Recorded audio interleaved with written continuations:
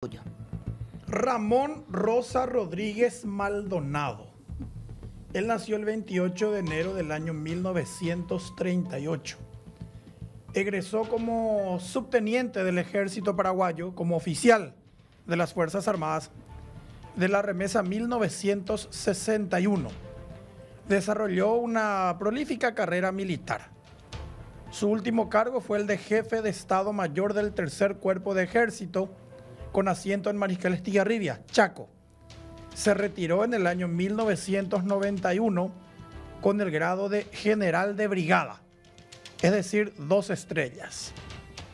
Estaba casado con la señora Clotilde Elena María Guyari, con quien tuvo 2 hijos, Pedro Ramón Rodríguez Guyari y María Judith Auxiliadora Rodríguez Guyari.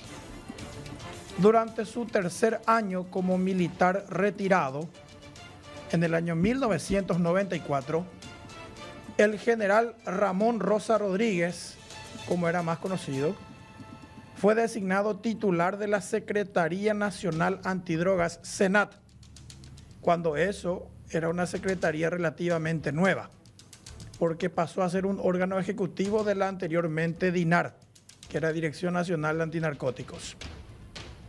El general Ramón Rosa Rodríguez pasó a ocupar el puesto de zar antidrogas, no solo en Paraguay, sino que también fue designado como coordinador general de la lucha antidrogas en el cono sur ¿De de qué América. arma era, dijiste? Él era del ejército paraguayo, del Él arma de llegó a artillería. general. Sí, llegó a general de brigada. Su último cargo fue jefe de Estado Mayor del Tercer Cuerpo de Ejército. ¿Cuánto tiempo llevaba en el cargo, Iván, cuando ocurre? Ese año 94 él fue nombrado. Todavía no había completado un año, pero ¿por qué lo nombran a él ministro de la SENAT? Para hacer una equivalencia sería el cargo que tiene hoy Jalil Rachid. El general Ramón Rosa Rodríguez, y esto es un antecedente importantísimo, había tenido alta incidencia en el famoso caso de Parquecué, que se produjo en el año 1990, cuando él justamente estaba en el Tercer Cuerpo de Ejército en Mariscal Estigarribia. En Parquecué se incautó en aquel año 90 la que hasta ese momento era la mayor carga de cocaína en la historia del Paraguay. Más de 300 kilos en una operación encubierta que fue supervisada nada menos que por la DEA de Estados Unidos. Con ese antecedente, una vez que llegó a la SENAT, el general Ramón Rosa Rodríguez reinició la investigación del caso Parquecué y supuestamente había cerrado el círculo investigativo en el que descubrió que habrían políticos y otros militares de la época que supuestamente estaban directamente vinculados con el narcotráfico a gran escala en nuestro país. El entonces presidente de la República, Juan Carlos Guasmosi, supuestamente le pidió un informe por escrito, porque el general Rosa Rodríguez le habría dicho al mandatario que tenía los nombres y las pruebas contra los referentes políticos y militares de la época. Del operativo Parquecué. Claro, ahí nació la investigación y ahí supuestamente el general Rosa Rodríguez pilló quiénes eran los narcopolíticos de la época. Pero Guasmosi le habría dicho, tu versión nomás no me sirve, tráeme pruebas. Y el general Ramón Rosa Rodríguez, ya desde un puesto idóneo para hacerlo, empezó a juntar la información. Durante la recopilación de datos tuvo mucha oposición dentro de la SENAT. Se hizo muchos enemigos.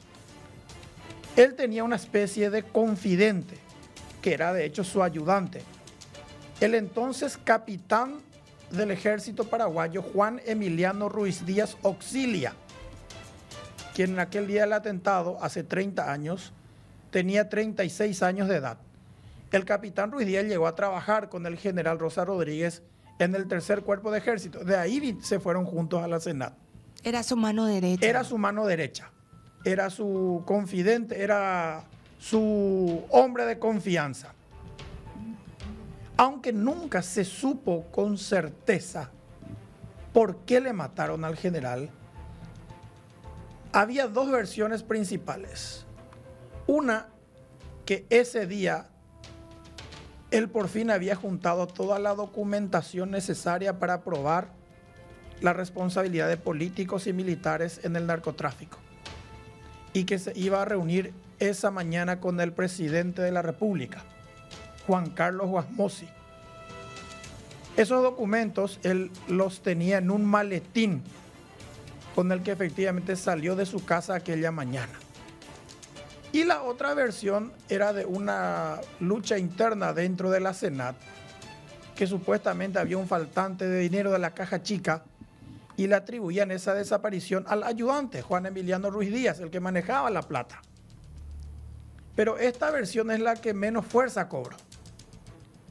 Según llegaron a relatar los familiares del general Ramón Rosa Rodríguez, aquella mañana pasó lo siguiente: él salió de su casa. Cuando eso, su hijo, Pedro Ramón, tenía ya 22 años y su hija Judith tenía 13. Judith estaba a punto de cumplir 14 años. De hecho, se estaban preparando en la familia, estaban ahorrando y estaban planeando lo que iba a ser su fiesta de 15 del siguiente año. Un ratito, Iván. Zuni, ponenos por favor la imagen del jeep con toda la gente. ¿En qué vehículo se estaba yendo a dejarle a su hija, Iván? El general Ramón Rosa Rodríguez salió de su casa en Asunción a bordo de su camioneta particular, una Mitsubishi Montero. La que estamos viendo ahí en pantalla ahora. No, ese ya no es. Este ya es el segundo atentado. Hay otra foto de la camioneta Mitsubishi Montero. ¿De qué color, Iván? Una Montero azul, porque lo que pasó fue lo siguiente.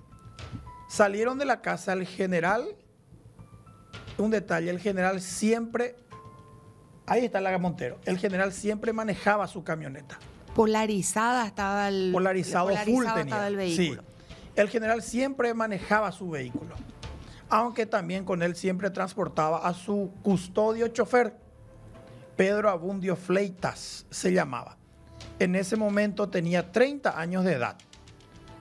Pedro Abundio Fleitas ese día se subió al lado del general y atrás se iba la hija del general, Judith, la niña de 13 años. 3 días después, ella iba a cumplir 14 años de edad. Llegaron al colegio internacional a las 7:20 de la mañana. Y durante todo el viaje, el general le iba preguntando a Pedro Abundio Fleitas, bate, ¿cómo la de maletín? No, y por nada, mi general. Está bien, va, sí, mi general. O sea, llevaban un maletín dentro de la camioneta. Esto había dicho su hija a los investigadores en aquella época, porque él denotaba preocupación por el maletín. Es como que tenía una especie de paranoia. Llegaron frente al colegio internacional y Pedro Abundio Fleitas Silva, el chofer, se bajó y le acompañó a Judith hasta la entrada del colegio. Se despidió Judith de su papá, el general, y ahí ocurrió algo que no era habitual. El general le dijo a Pedro Abundio Fleitas, manejande. Cambiaron de lugar, porque el general era el que manejaba su camioneta y le dijo a Pedro Abundio Fleitas, manejande, y Pedro Abundio se subió en el volante. Y cuando el general se subió a su lado en el asiento de acompañante, esto fue sobre la calle José Verges, casi Mary Lyons, detrás del Colegio Internacional, detrás de uno de los portones, apareció una camioneta Toyota Land Cruiser blanca. Se acercó al vehículo del general, que estaba con los vidrios altos, era polarizado el vehículo del general, y la Land Cruiser se posicionó al lado de la camioneta Montero del general, y por la ventanilla del lado del acompañante salió un sicario que disparó 3 veces con una escopeta calibre 12. Los tiros fueron orientados certeramente contra el conductor, porque el matón asumía que el general era el que estaba en el volante, porque él siempre acostumbraba a manejar su vehículo, solo que 29 segundos antes era el chofer el que se subió en el volante ese día. Habían cambiado. Habían cambiado inesperadamente de posición. Esos tiros de ese sicario matan al chofer, Iván. Esos tiros hieren de gravedad ya ahí mismo al chofer Pedro Abundio Fleitas Silva. Y la camioneta Toyota Land Cruiser se aleja raudamente. Sus ocupantes pensaron que había muerto el general. O sea, cuando vos decís había más de una persona, o sea, había varias personas en la camioneta del sicario. Mínimamente fueron 2 porque el sicario estaba en el asiento del acompañante y una persona que manejaba la camioneta Land Cruiser. Ahí el general toma su radio y pide refuerzos. invoca el auxilio, dice Oroñeja A, dijo en guaraní. Y después empezó a pedir refuerzos a la Senat y a la policía. Inmediatamente, esos 3 tiros provocaron una estampida. Era pleno horario de ingreso de alumnos del Colegio Internacional, una zona residencial, muchos otros vehículos de alta gama para la época estacionados, bajando a criaturas que iban a entrar al colegio. El general Ramón Rosa Rodríguez auxilió a su chofer Pedro Abundio Fleita Silva, pero minutos después expiró. 7 minutos después llega raudamente a la escena una camioneta Jeep militar. Iván, esos primeros 3 disparos no le acertaron al general. No le acertaron al general. El general Pero él no tenía sangre. Tenía la sangre de su conductor, de Pedro chofer. Abundio Fleita, sí. ¿Dónde se quedaron? ¿Se quedaron ahí en José Ahí en el mismo lugar, sobre la calle José Verges. Ahí mismo se quedaron, esperaron refuerzos, llegaron los paramédicos, pero ya el auxilio que le prestaron al conductor fue en vano. Desgraciadamente murió. Te quiero comentar, para apoyar nomás lo que vos estás diciendo, que gente que nos está escribiendo y que estaban en el colegio o estaban llevando a sus hijos, o los chicos mismos que estaban entrando en secundaria, recuerdan que el estruendo se escuchó con toda claridad desde el colegio. Claro, porque eran 3 disparos de escopeta. ¿A qué distancia del colegio fue, Iván? Ahí sobre José Verges, detrás de uno de los portones. Los que estaban adentro escucharon todito. Había otros padres que le estaban bajando en ese también momento a sus hijos. Claro, por eso que hubo una corrida de padres y alumnos que no entendían lo que pasaba. Y los sicarios aprovecharon precisamente la cantidad de gente para mimetizarse entre ellas. 7 minutos después, aproximadamente a las 7:30 de la mañana, llega al lugar una camioneta Jeep militar, de estas famosas descapotables que se le decía, las sin techo. Y se baja de esa Jeep militar el ayudante del general Ramón Rosa Rodríguez, su hombre de confianza, el entonces capitán Juan Emiliano Ruiz Díaz Auxilia. ¿Y qué es lo que pasó? Había sido cuando ocurrió el ataque, el general le dio a los tiradores. Y él identificó la camioneta Toyota Land Cruiser usada en el atentado. Y después de 7 minutos llega el ayudante y Guaú le presta auxilios a su jefe. Mi general está bien, le dice. Y ahí el general Ramón Rosa Rodríguez profiere una ahora ya conocida frase en el ámbito castrense. Le dijo, o falla la pendecapanga, capitán, le dijo. O falla la pendecapanga, le dijo. Traducido al español sería, fallaron tus sicarios. Y el capitán Juan Emiliano Ruiz Díaz automáticamente asumió que el general había descubierto su plan. Pero ahí el general cometió un error, y claro que fue involuntario, pero el general nomás sabía que era el capitán el que estaba involucrado. Y seguramente para no armar todavía mucho escándalo ahí, le ordenó a los demás militares que llegaron, le dijo, desármenle al capitán. Había sido el general, estaba dando órdenes de arrestarlo, pero no le dijo a los otros militares, él queda arrestado a partir de ahora. Desarmarse, capitán, me dijo.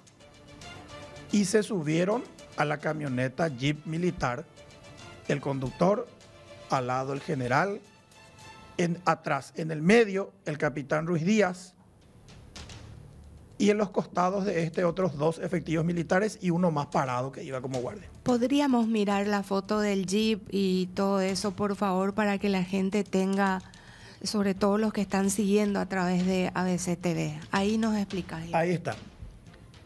El error, entre comillas, del general Ramón Rosa Rodríguez fue no haberle dicho a los guardias, él se está yendo arrestado como responsable del atentado. Ese fue el error. Él no dijo eso. Entonces los guardias militares no sabían que le estaban llevando al capitán Ruiz Díaz ya como detenido. Pero sí les pareció raro que el general ordenara que le desarmaran a su ayudante.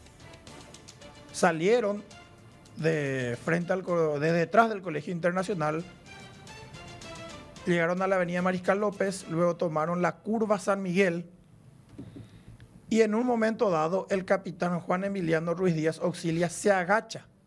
Él iba en el medio, él ya estaba detenido, pero los guardias que estaban al lado no sabían que le estaban llevando ya como detenido, ni siquiera estaba esposado. Y el capitán Ruiz Díaz se agacha y saca de adentro de su media, de la pierna derecha, una pistola de bolsillo calibre 6.35 milímetros, que resultaría ser el arma homicida. Saca esa pistola que literalmente cabe en una mano, o sea, puede esconder, empuñando el arma ya prácticamente puede esconder todo.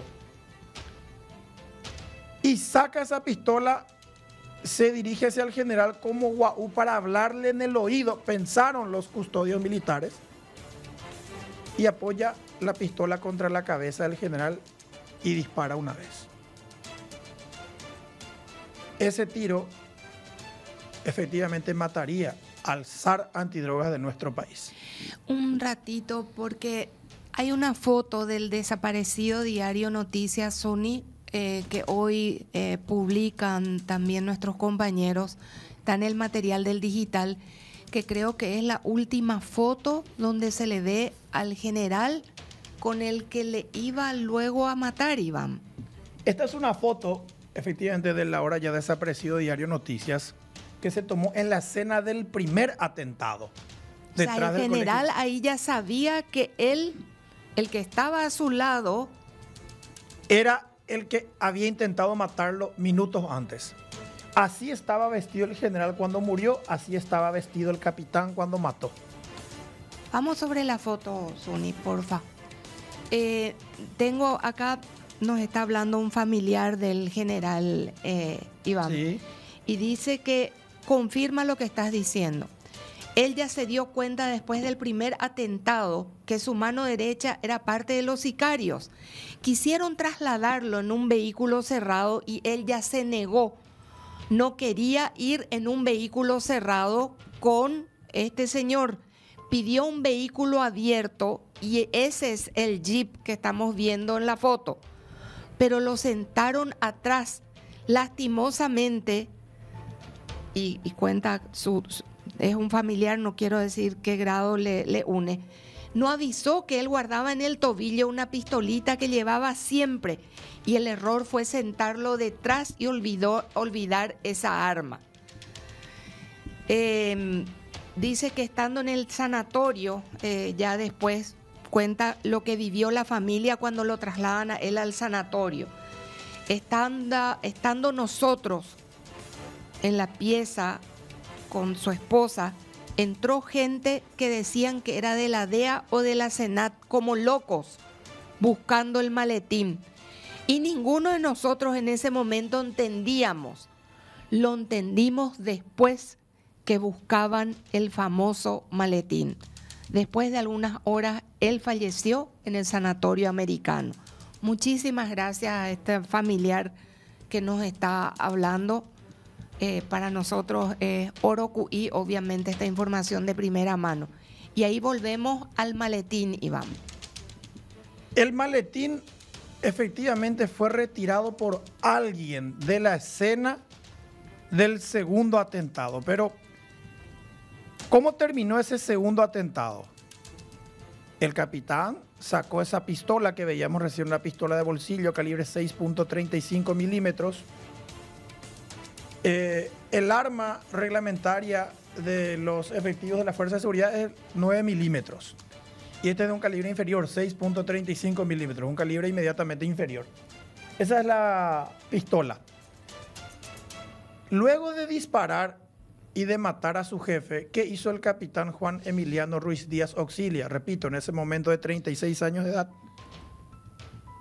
Los militares que le había sido custodiando no entendieron lo que pasó porque el capitán se le acercó al general como para hablarle guau en el oído. Porque, repito, los custodios no sabían que el capitán estaba yendo ya como preso.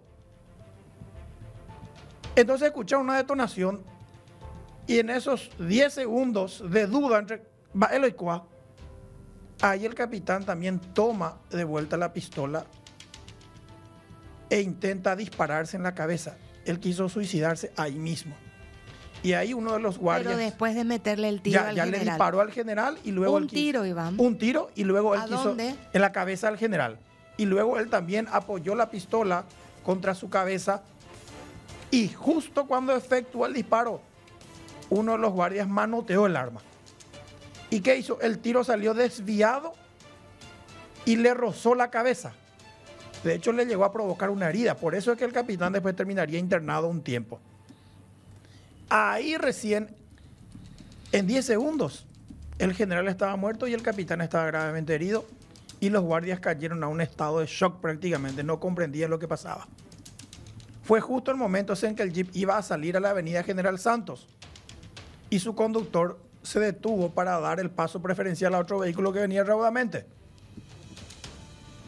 Ahí se toma una famosa foto que ABC Color publicó en la tapa y que corresponde al instante inmediatamente posterior al magnicidio, cuando incluso todos estaban todavía a bordo de la camioneta Jeep. El general ya estaba moribundo a bordo y el capitán se encontraba también herido. Ahí está. Ahí están todos ellos todavía. Ahí están todavía a bordo de la camioneta Jeep militar. Esos efectivos uniformados a los que se los ve son los guardias que había sido llevando detenido al capitán, pero que no sabían. Ahí están algunos de la DEA que aparecieron también en aquel momento. Se dijo, Iván, que aquel automóvil Volkswagen Gol cuadrado era tripulado por un agente de la Senat y otro de la DEA. Allá se ve otra camioneta Montero que llegó detrás. Enfrente se ve una camioneta doble cabina que formaban parte ya de la escolta del general Ramón Rosa Rodríguez. En ese momento, a partir de ahí, la historia del país prácticamente cambió. Ahí se ve, por ejemplo, el que está detrás de la Jeep militar, frente mismo a la rueda de auxilio. Ese es el entonces capitán Hugo Vera, que después también coincidentemente sería coronel. Hugo Vera llegó a ser ministro de la Senado durante el gobierno de Cartes. Ahí vemos el que está con un pantalón vaquero y camisa detrás de la Jeep. Ese después sería coincidentemente también ministro de la Senado. Y ahí, ¿qué es lo que pasó, Mabel? Eso es lo que siempre todos se preguntaron. El capitán Ruiz Díaz y el general Rodríguez, él se llamaba, sus nombres eran Ramón Rosa. Muchos pensaban que Rosa era su apellido, no, él se llamaba Ramón Rosa y sus apellidos eran Rodríguez Maldonado. Los dos fueron llevados al hospital militar, el capitán quedó internado y el general fue derivado después al sanatorio privado, donde al mediodía se confirmaría su fallecimiento. El capitán Ruiz Díaz ese día llegó a declarar a la noche ante el entonces juez Atilio Rodríguez y la entonces fiscala María Teresa González de Daniel, ahora magistrada, o creo que ya se jubiló. Jueza. Sí, jueza. Pero él dio declaraciones incongruentes. Dijo, no, yo no le disparé, dijo. Y había 5 testigos directos del atentado. No, yo no fui, yo no tengo nada que ver. Aunque el arma ya había sido recuperada en su poder, ya se había extraído el proyectil que mató al general. Y a partir de ahí todo empezó a ser aún más confuso. ¿Dónde está el maletín? Era la gran pregunta. ¿Quién podría certificar lo del maletín? Pedro Abundio Fleitas. ¿Pero qué pasó con Pedro Abundio Fleitas? Él murió en el primer atentado. ¿Y los hijos, Iván? Y Judith, la niña de 13 años, que 3 días después cumpliría 14, es la que habló en aquel momento de que efectivamente, 4 días después, porque el 14 de octubre es el cumpleaños de su hija Judith, ella es la que había llegado a declarar que sí, que su papá durante aquel viaje último que haría con ella, estaba muy preocupado por el maletín. Ese maletín después aparecería vacío. O sea, fue rapiñado aquel maletín, fue abierto, le metieron adentro unos documentos totalmente ordinarios. ¿Y el itinerario original entonces, te pregunto, Iván? Sí. del general Ramón Rosa Rodríguez era dejarle a sus hijos a la escuela y llevar ese maletín al presidente de la República en ese entonces, Juan Carlos Guasmosi. ¿A dónde se iba inmediatamente después? Se iba a su oficina, la Senat, cuando eso funcionaba en el Ministerio de Defensa. Ahí sobre Mariscal López. Sobre Mariscal López, sí. Y ahí le iba a recibir, tenía audiencia, o sea, tenía marcada ese día una reunión con un ministro de la Corte Suprema de Justicia, a quien seguramente le iba a poner al tanto de lo que iba a presentarle en audiencia reservada al mediodía al presidente Juan Carlos Guasmosi. O sea, esa audiencia estaba marcada para ese día. Y coincidentemente él terminó muerto antes de entregar ese maletín. El capitán Juan Emiliano Ruiz Díaz Auxilia fue encarcelado, fue acusado y condenado a 25 años. Nunca él siquiera reconoció la autoría del hecho. Él cumplió 16 años de condena de la sentencia de 25 que le impusieron. Salió libre en 2011. Nunca reconoció haber matado a su jefe. Es más, él planteó una demanda contra el Estado paraguayo que actualmente está en trámite ante la Corte Interamericana de Derechos Humanos. Se hizo incluso una reconstrucción de los hechos posteriormente, pero el capitán siempre sostuvo su inocencia. Y era una estrategia hasta confusa porque todos los demás guardias que vieron el atentado le señalaban. Y era algo así como, ¿por qué negás? O sea, ¿con qué objeto negás si todos debimos matar al general y todos te salvamos la vida? Vos también le decían. Iván, una pregunta. Discúlpame si ya lo dijiste, es que estoy hablando con este familiar Adelante, señor. Del general. El famoso maletín, que la hija inclusive confirma, o confirmó días después, llegó a aparecer, aunque sea vacío, pero apareció el maletín. Apareció después vacío. ¿Y dónde apareció? Llevaron, creo que era la oficina de la Senat, y eso después se presentó ante el juez Atilio Rodríguez. Y se abrió ante él. Sí, pero ya contenía documentos administrativos, facturas de compra, ya papeles sin sentido tenía. ¿Y el maletín tenía alguna clave, tenía algún Ya candado? Ya apareció violentado. Era uno de esos maletines que tenían números para abrir. Los famosos maletines de cuero que se usaban en la época. El famoso maletín... Con hebilla era. Con hebilla, exactamente. Cuero con hebilla. Pero el general Ramón Rosa Rodríguez, extrañamente ese día denotó una inusitada preocupación por ese maletín. Y a Mojapope Mabel les salió sí que relativamente bien el ataque a los sicarios porque Pedro Abundio Fleitas iba a ser un testigo fundamental para esclarecer el caso. Él iba a decir, sí, ese maletín. Es más, tal vez Pedro Abundio Fleitas podría haber salvado el maletín y presentado posteriormente. Pero él es el que murió. Y después también murió el general. O sea, las víctimas directas de este doble atentado también perdieron la vida. Entonces el caso quedó en una nebulosa y hoy, 30 años después, no hay alguien que pueda decir al general que le mataron por esto. Es más, 30 años después no sabemos quién dio la orden, por qué se dio la orden, qué había en el maletín. 30 años después no sabemos por qué se mató al zar antidrogas de la República del Paraguay. Sí salió de la Senat, evidentemente, yo no sé si la orden, pero sí salieron las instrucciones, porque había un agente especial cuando eso, que después llegó a ser muy polémico, que se llamaba Miguel Ángel Berni, y digo se llamaba porque ya falleció. Él llegó a ser detenido porque él, antes del atentado contra el general Rosa Rodríguez, él había sido acusado de corrupción porque era jefe de inteligencia de la Senat. Era uno de los que movía los hilos en la institución. Era uno de los agentes Valé. Ostentaba el cargo que siempre para hacer una equivalencia que tenía últimamente Mauro Ruiz Díaz. Y el general Rosa Rodríguez le había desplazado a Miguel Ángel Berni. Y se había dicho que Miguel Ángel Berni estaba muy molesto con el general y que Miguel Ángel Berni era uno de los mencionados en los documentos que estaban en ese maletín. ¿Es cierto que Lino Oviedo fue el que llevó el maletín y le entregó al presidente Guasmosi? Porque no, eso están diciendo tres fuentes distintas. Y puede ser entonces eso, pero el maletín ya apareció después, repito, rapiñado y en la oficina de la SENA. Y después sí se le hizo llegar al presidente de la República. Cuando eso, Guasmosi... Habían agentes de la DEA que se llamaban Robert Reitler o Riddler y Carlos Walters. Así mismo, que eran los comisionados en Paraguay en aquella época y los que trabajaban directamente con el general Rosa Rodríguez, porque repito, el general era cuando eso, coordinador general de la lucha antidrogas para el Cono Sur de América. O sea, era algo así como el zar antidrogas en Paraguay y el jefe antidrogas en Sudamérica.